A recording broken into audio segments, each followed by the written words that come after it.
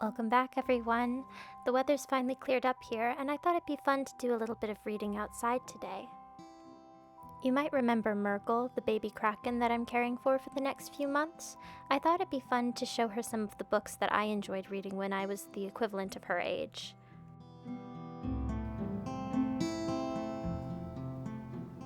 After her selection was made, we sat down and read a couple chapters together. Skilla ended up joining us as well. Here are some books that really made an impact on me when I was young.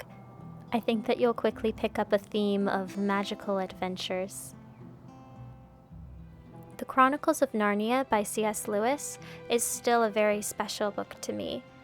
I think that the writing style and the world building are incredible. Peter Pan and Little House in the Big Woods were books that I read until they literally started falling apart.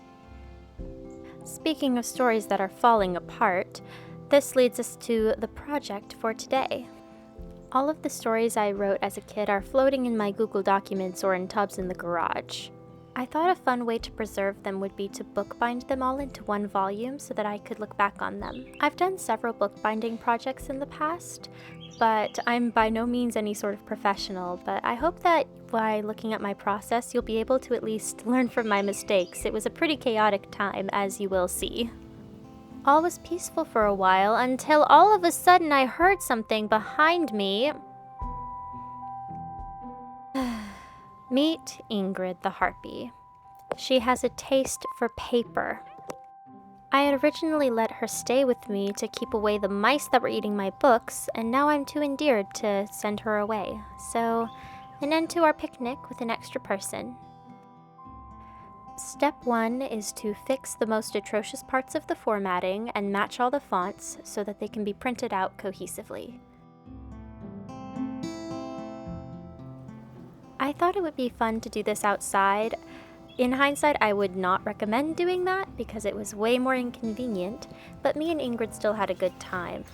She wanted to tag along. I'm sure she had no ulterior motives at all, definitely not to eat the paper that I had laid out, but we made it happen.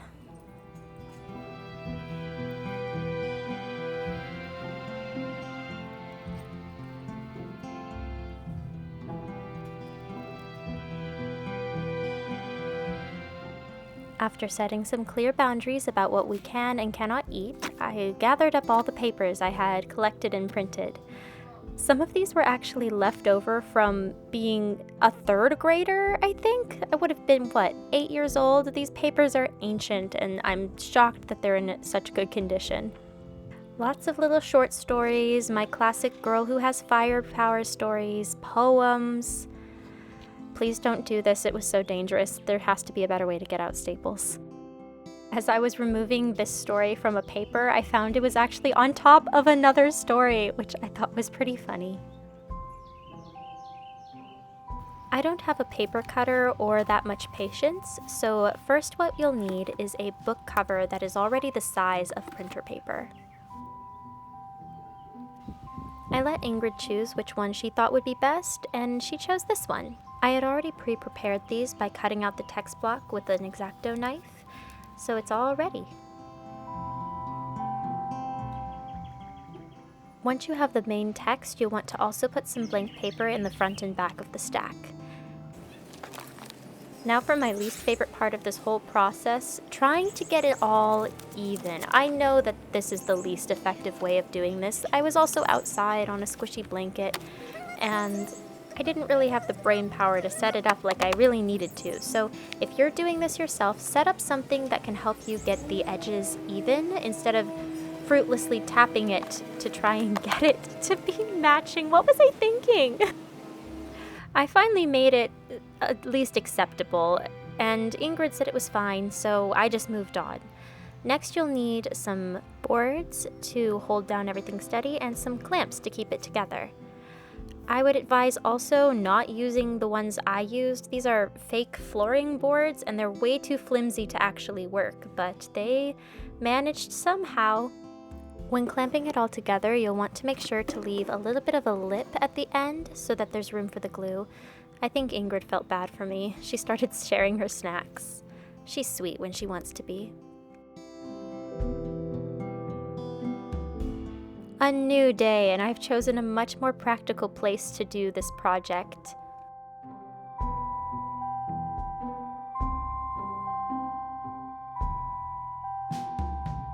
Guarding it, you say? Yeah, I totally believe you. Let's move away from that. I do my bookbinding in the style of a paperback book, so you'll need some scissors, some glue, and some fabric to get started. First, cut out the fabric to be just a little bit wider than the spine. I use wood glue for my projects, and it's been working fine for me so far. I know there are bookbinding glues, so you might want to try that if you have access to it.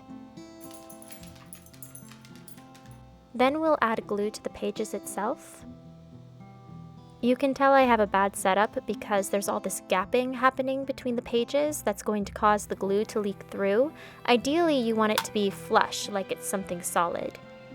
Place the fabric on top of the glue and press it down.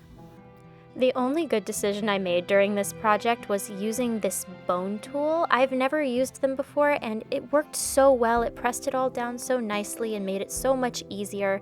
I'll continue doing this in the future.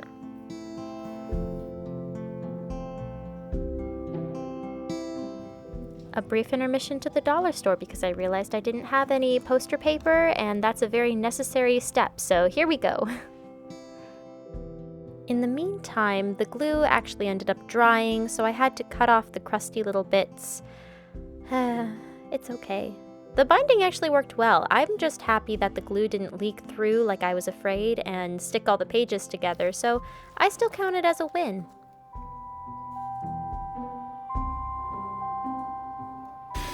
Next, we're going to use the poster paper to create the lining of the book. Essentially, we're creating a cover. If you were just going to make this a paperback, you would want this to have your cover design on it, but I'm actually going to use it to stick the text block to the inside of the pre-made hardcover that I harvested. Once again, I'm so glad that I used this little tool. It was so cheap too. Why have I been suffering? I think I'm gonna give it a name. What do you guys think? Tell me in the comments. I wanted the gold part to be what's visible, so I made sure that that was facing the inside.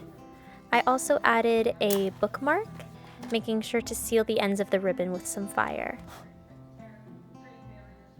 Next, I attached the spine of the text block to the place I made for it in the lining with just a little bit more wood glue.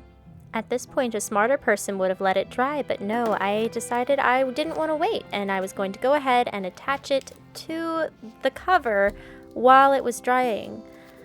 At least it all matched. So I thought, some ominous foreshadowing, glue the lining to the inside of the book cover with some more wood glue and use your handy dandy bone tool, then let it dry.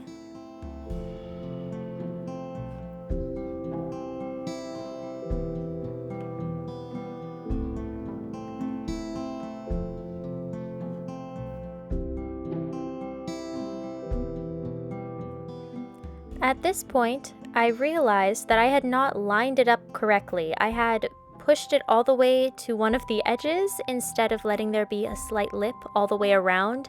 I think I was thrown off because I didn't cut the lining to the exact dimensions. So learn from me, cut in exact dimensions so you can see what you're doing.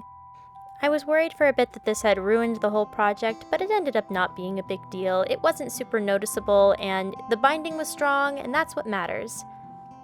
Another mistake to learn from, I should have prepared the book cover before gluing in the text block, but we're just gonna roll with it and peel off some of the plasticky coating.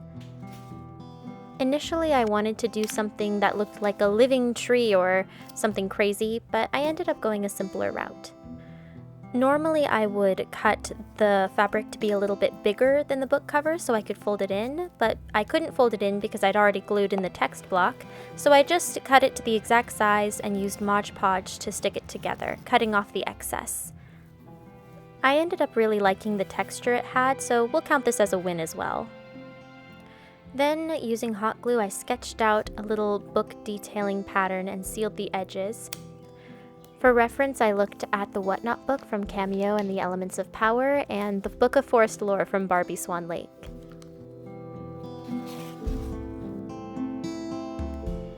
Both of those books are ones that I would like to make replicas of at some time in the future. This was a very, very loose inspiration from those, not nearly as detailed. First, a layer of brown paint over the hot glue, then a little bit of gold, add the title, and we're ready for the reveal. Ladies and gentlemen, boys and girls, me and my lovely assistant are happy to present to you Unfinished Works from Childhood.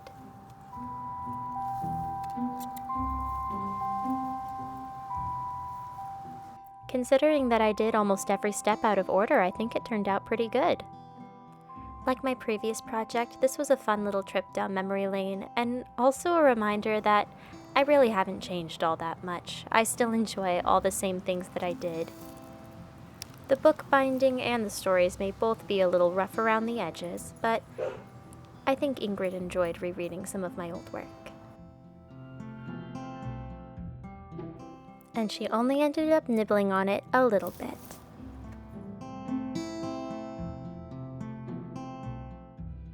Thank you so much for tagging along on this very chaotic bookbinding adventure. I hope that it was somewhat useful to you and that you're able to at least learn from some of my mistakes. Looking back on my old work made me wonder, what was your story you were writing as a kid? I know you had one, so go ahead and tell me in the comments. I'm so curious to know what it was. The world is full of good things, and I hope that they all find you today. See you next time.